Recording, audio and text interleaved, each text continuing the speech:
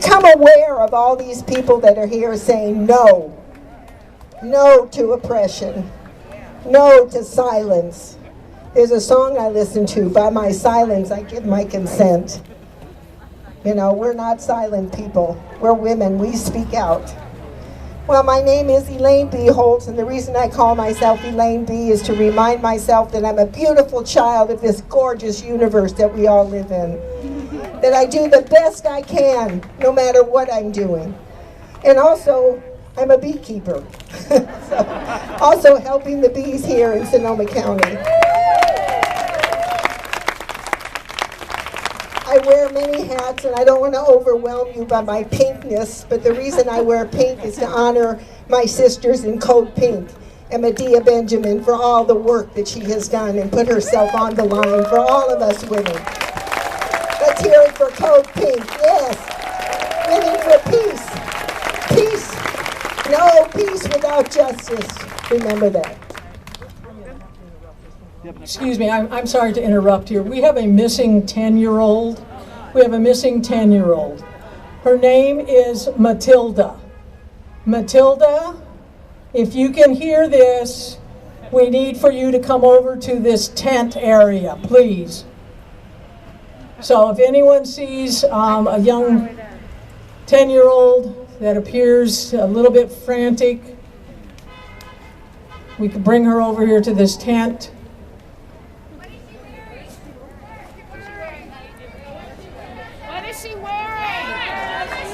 Do we have her? I'll tell you one thing, she got lost at the right place because we care. You know, we're all concerned about little Matilda, right? Yes. Everybody concerned that she was lost? Yes. What about the children in war that are being lost? What about the children who don't go to sleep at night with their stomachs empty? What about the children that are homeless? That's what we're here for.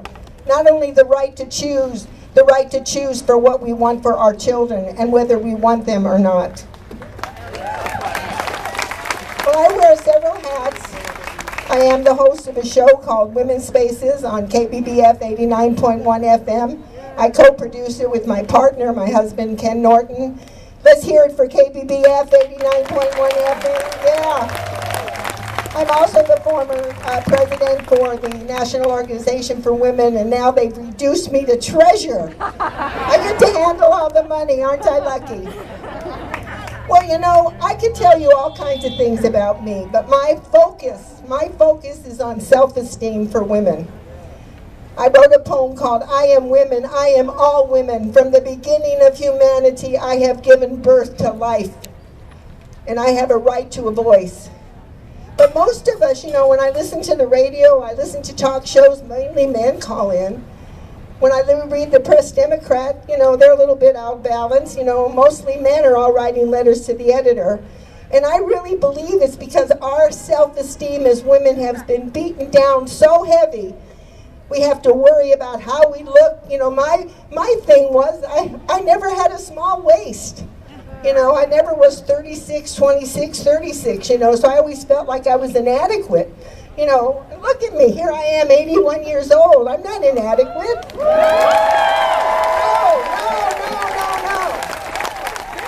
So I want you all to indulge with me. I wrote this little thing for my grandson, Ryan, when he was about 6 years old. He came out of daycare and said, Grandma, my teacher told me I was a bad boy.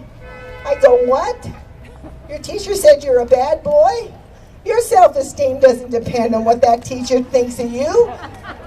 Depends on what you think of yourself. You're not a bad boy. You're the best boy that God ever created. So what I did is I developed this pledge for him, and we did it every day, every time I picked him up from school. And when he graduated from Santa Cruz, he came down the mountain reading the pledge to me to let me know that his grandmother had an influence. And here I am, my great-grandmother. I'm going to be a great-grandmother twice. You know, come on, the children are our future.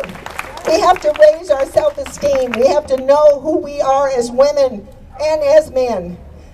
So I'm going to ask you to indulge in this pledge with me. And listen, even if you think it's hokey and you don't like it, just get into the spirit of it. Okay? Just get into the spirit of what you're saying.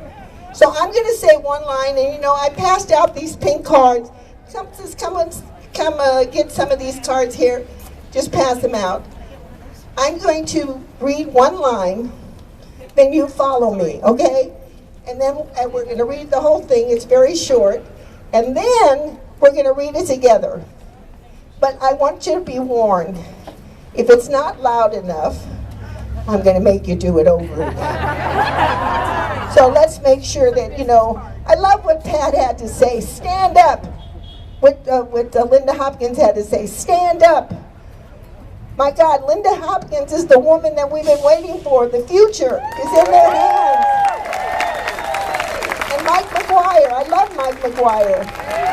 I've known him since he was a baby practically.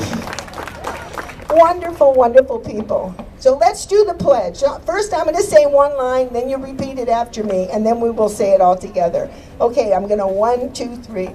My self-esteem does not depend on anything outside of me. My self-esteem depends on my relationship with myself and my higher power. I don't care what your higher power is. To me, it's the mysterious universe. The parking ferry that maybe helped me to park right outside here. That's my higher power, the parking ferry. Okay? All right, so we're going to say it together. We're going to say it together. And like I said, if you don't do it loud enough, we're going to have to do it over again. But I want to hear it real loud because this is so important. You're making a statement that your self-esteem is not going to stop you from moving forward. Your self-esteem is going to generate you moving forward because you know who you are as a woman, as a man, as a human being on this divine, our Mother Earth that we love and we cannot survive without her. So let's go all together. 1, 2, 3. My self-esteem does not depend on anything outside of me. My self-esteem depends on my relationship with myself and my higher power. Oh, I'll give you an A for that, but I'm not going to give you an A+. So we're going to do it one more time for A+. I want to really hear it. I'm not convinced. Come on, let's go. One more time. My self-esteem does not depend on anything outside of me. My self-esteem depends on my relationship with myself and my higher power. Wow, let's give ourselves a big hand for that one. Well, I want to thank you again. It's been an absolute honor for me to be here, to be chosen to speak, and I thank Pat Sabo and the Democratic Club. I'll tell you something, the National Organization for Women, we produced a calendar for the centennial last year, and we were just honored by the Board of Supervisors, thanks to Linda Hopkins, that we developed a historic document, and if you go over to the booth, there's one copy of the calendar, you can look through it. It's just amazing. And I want to remind everybody of two things that are very important. The first thing is, our children are the future. We must invest in them. The second thing is, and remember this, that when you go home, I'm going to ask you to do some homework. There's a song called By My Silence, I Gave My Consent by Ellen Bookstill. By my silence, I give my consent. We can no longer afford to be silent. We can no longer be quiet about our children. We cannot be quiet about war. We don't need war anymore. We need food. Remember that thing? Food, not bombs. That's what we need. Well, thank you so much. Remember to support your public radio stations. We have several around here. Listen to Women's Spaces. It's on every Monday at 11 o'clock from 11 to 12 on KBBF 89.1. Yes! Let's hear it for KBBF and also Petaluma, KRPC. Anyway, I want to thank you from the bottom of my heart for being here. And when you walk away from here, remember, it's more than just rallies. You got to make phone calls, write letters to the editor. Let your voice be heard. Don't be shy. Don't be shy. The Creator is with you. Like the Native Americans say, the Creator is with us, all around us, every moment of every day. Do not be afraid to speak out. Thank you so much.